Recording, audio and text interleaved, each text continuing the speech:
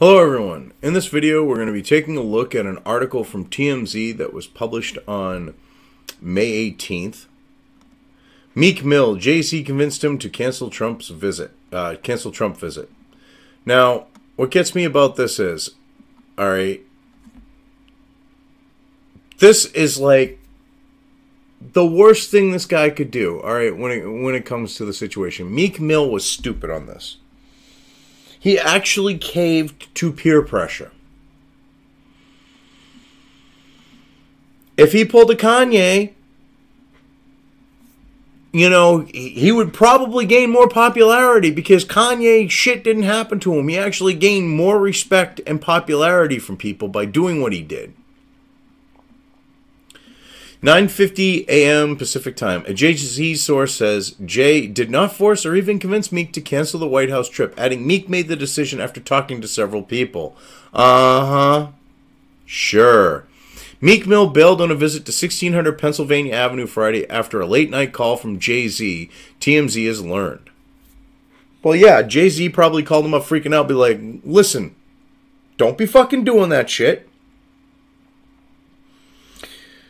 You want to go talk to that fucking Nazi? Blah, blah, blah. I mean, that's what I'm sure he did. You know, that type of shit. Be like, that's going to be bad for your image, blah, blah, blah, blah, blah. I mean, these idiots. I don't understand it. Jay-Z, pull your head out of your ass, man. Kanye did. So did a few other rappers. That, like, said, hey, this shit is ridiculous. TMZ broke the story. Meek agreed to travel to the White House to discuss prison reform. President Trump is hosting a prison reform summit. Participants include members of Congress, various activists, and clearly people who've become victims of the system. We're told Jay called Meek Thursday night and made it clear meeting with Trump would be problematic for his image and for the cause. Wait a minute. How so? It didn't fuck with Kanye's image. It didn't do anything negative on the note of him. It actually helped. And what cause? Oh, let's go talk to the most powerful man in the fucking country about prison reform and how, you know, we'll say from a non-environmental, non-genetic perspective. We'll just talk about equal representation. We'll talk from the leftist perspective, okay? Well, let's talk about the problem of having overrepresentation of blacks in the prison system. Let's see how we can solve that. How would that be bad for the fucking cause? I mean, that's like the stupidest fucking shit to say. We're told other high-profile Afro-Americans also called Meek and voiced serious concern. Yeah, because they want you to stay. They want black people to stay on the fucking plantation of voting Democrat, okay? And keep on voting for them masters. That's what they want. Because heaven forbid, you know, we don't hold you by the nuts, you know, and control you. Oh, wait. We're talking about a lot of single women with children. So we're not holding you by the oversized clit. I don't know. And keeping you down by keeping you on free shit. And allowing for you to support yourself and your family. Allowing for the fact of, oh, let's keep families intact so you don't have single-parent families. Because a father in an individual's life, you know, oh, I don't know, helps lower their propensity towards committing crime. I mean, that's a statistical fact.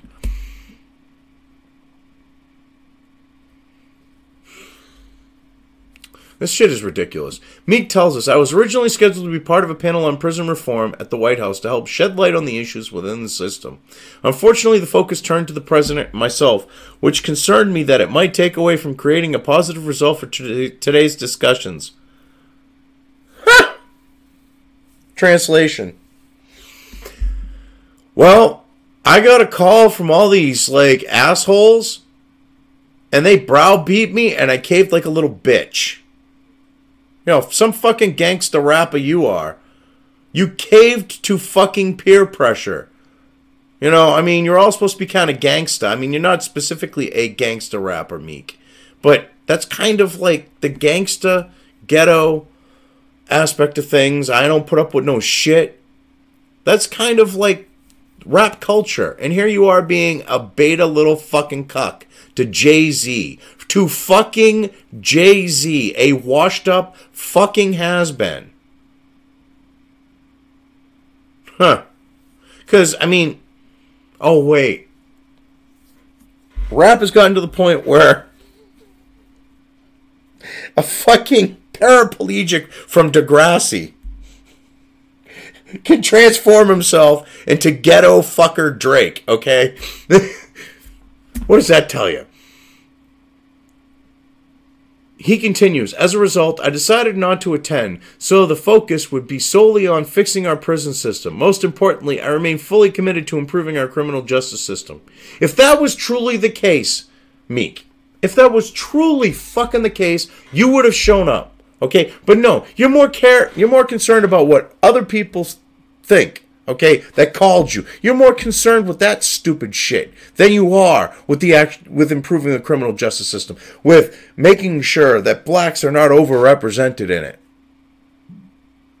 This is why I did this article, because it goes to show the hypocrisy and bullshit that we have here. Okay? Jay-Z speak, he listens and he does what he's fucking told like a little bitch. You know, I miss if this happened in the early days, okay, of rap, happened in the 80s or the 90s, okay, we'll talk the gangster rap 90s, okay, if someone who was higher up in that shit tried to dictate to another, they wouldn't cave from peer pressure. They might cave because, oh, there's credible threats against themselves or their family or something. Or they might just say, fuck you to that and stand up to it and get shot. But the bottom line is this just goes to show that even in rap, okay, where you're supposed to be a badass, you're nothing but fucking beta cuck punk bitches. Okay, the only one who's proven he isn't, is fucking Kanye, who stood out and said, hey, President Trump ain't that bad. I mean, this is some stupid shit. I mean, this is identity politics at the root of everything with this note. I mean, oh, these black people called up and now we're going to be a good little black man and shut his mouth and not go and actually try to help blacks. It's disgusting. It's vile. And I would love to see that things that could make, you know, our country better, cause less tension, cause less division,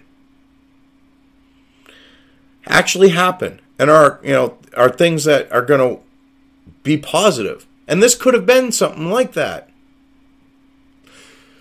But yet, Kanye got to open his fucking mouth like he's, you know, like he thinks he's a fucking Don in the fucking mafia or some shit.